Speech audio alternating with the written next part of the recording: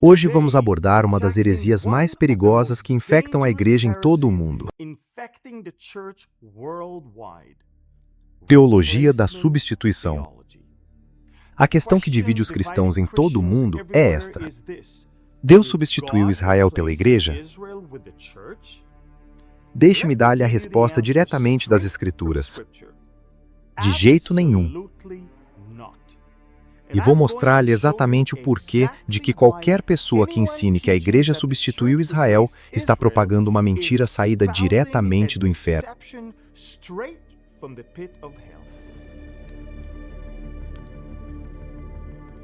Deus substituiu Israel? O que é, afinal, a teologia da substituição? É um sistema de crenças que defende que quando o povo judeu rejeitou Jesus, Deus terminou com eles. De acordo com esse ponto de vista, a igreja tornou-se o novo Israel espiritual e herdou todas as promessas, enquanto Israel ficou com as maldições. Realmente? Deixe-me ler para você um livro que diz o contrário.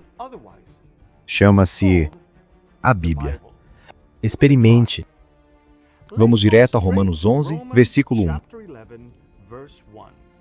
Paulo, ele próprio um judeu que cria, pergunta: digo então, será que Deus rejeitou o seu povo? E a resposta dele é: certamente que não. Deus não rejeitou Israel. Ponto final. Fim da história. Mas estamos apenas começando.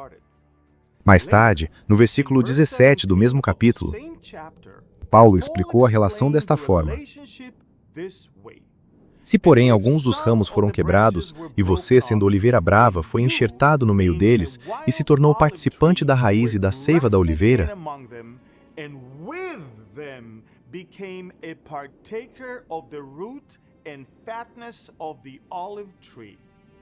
você percebeu isso?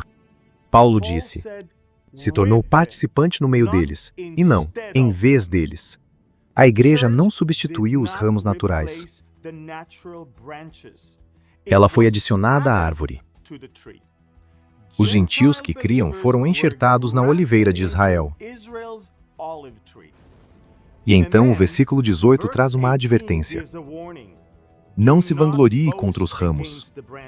Mas, se você se gloriar, lembre que não é você que sustenta a raiz, mas é a raiz que sustenta você. Pense nisso logicamente.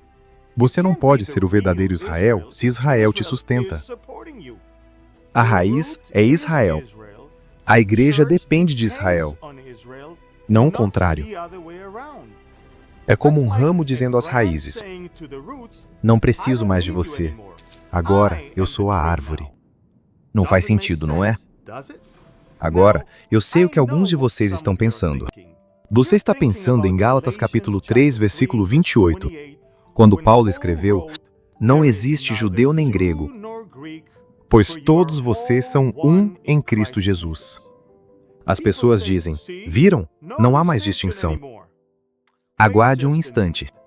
Esse versículo fala sobre salvação e não identidade. Judeus e gentios são salvos da mesma maneira, pela graça, mediante a fé no Messias. Mas os judeus não deixam de ser judeus quando passam a acreditar. E os gentios não se tornam judeus quando creem. Sou israelense. Sou judeu. Quando aceitei Yeshua, deixei de ser judeu? Não. Sou um judeu que crê no Messias. Você pode ser um gentio que crê. Deus te aceita como gentio. Ele não está esperando que você comece a seguir as leis alimentares judaicas e a aprender hebraico para que ele realmente te ame. Eis a prova mais contundente de todas. Em Romanos capítulo 11, versículo 29, Paulo escreveu: pois os dons e a vocação de Deus são irrevogáveis. Os cristãos adoram citar este versículo sobre seus chamados e ministérios pessoais. Mas observe o contexto. Paulo está falando sobre Israel. O chamado de Deus à nação judaica é o que o apóstolo está dizendo ser irrevogável. Isso significa que não pode ser revogado, não pode ser desfeito, não pode ser transferido para outra pessoa. Permita-me levá-lo ainda mais para trás no tempo. Em Jeremias capítulo 31, versículos 35 e 36, Deus fez essa promessa incrível. Assim diz o Senhor, que dá o sol para a luz do dia, e as leis fixas a lua e as estrelas para a luz da noite. Se estas leis fixas falharem diante de mim, diz o Senhor, também a descendência de Israel deixará de ser uma nação diante de mim para sempre. Olhe para cima agora mesmo. Você consegue ver o sol brilhando? À noite, você consegue ver a lua e as estrelas? Enquanto eles estiverem no céu, Israel continuará sendo a nação de Deus.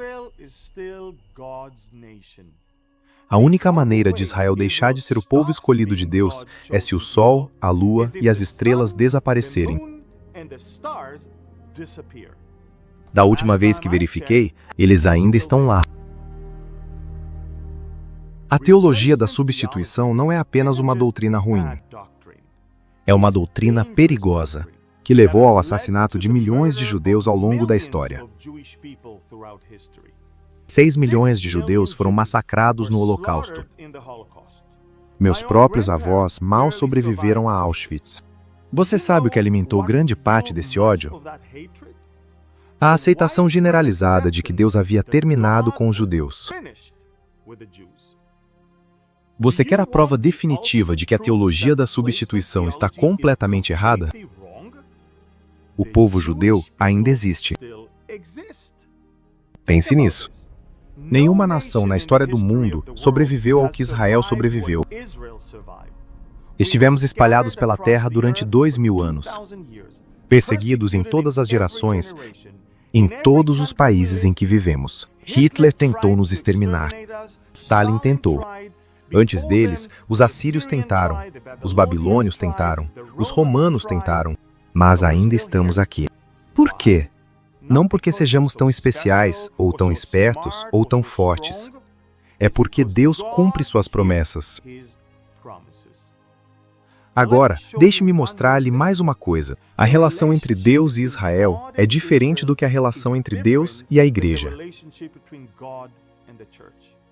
Em Ezequiel 16, versículo 8, Deus disse a Israel: Fiz um juramento e entrei em aliança com você, diz o Senhor Deus, e você passou a ser minha.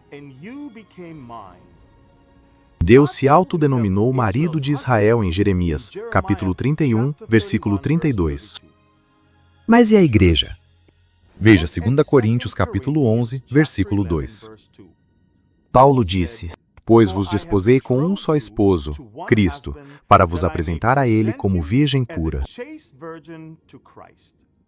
Você consegue perceber a diferença?